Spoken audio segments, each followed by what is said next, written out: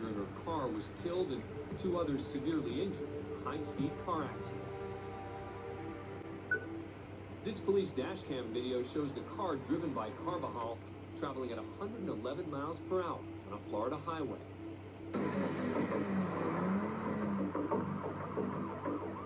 After clocking her speed, the officer hits the lights and begins the pursuit.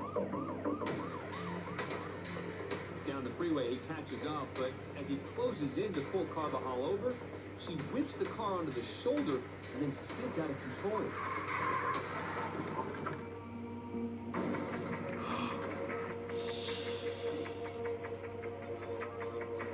After the car jerks to the right, a second camera on the officer's cruiser shows Carvajal's car speeding off the highway and hitting an embankment, sending it airborne.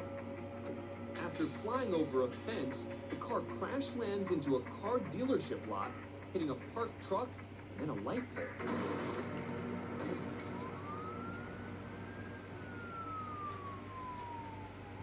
At the scene, emergency personnel discover the 2 passengers were ejected from the car. Another was seriously injured inside, and Jennifer Carvajal, the only one wearing a seatbelt, had just minor injuries. Her blood alcohol level was later recorded at 0.10, slightly above the 0.08 legal limit. One of the passengers thrown from the car, Carvajal's 22-year-old cousin, did not survive. So Ms. Carvajal, on the 1 count of DUI manslaughter that still did not have a bond on it, I'm going to grant the state's motion for pretrial detention and hold you without bond on that 1 count. Part of the state's recommendation to hold Carvajal in custody may be because this is not the first time she's faced a DUI manslaughter charge.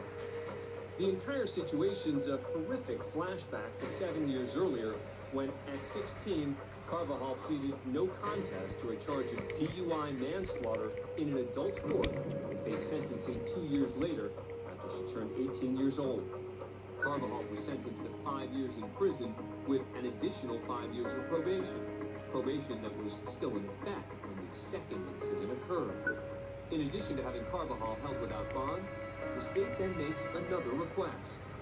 The state is requesting that the defendant be ordered not to make contact with either of the 2 living victims or to the mother of the deceased victim, in this case, Pedro Carvajal, and his mother is present with us today, Your Honor.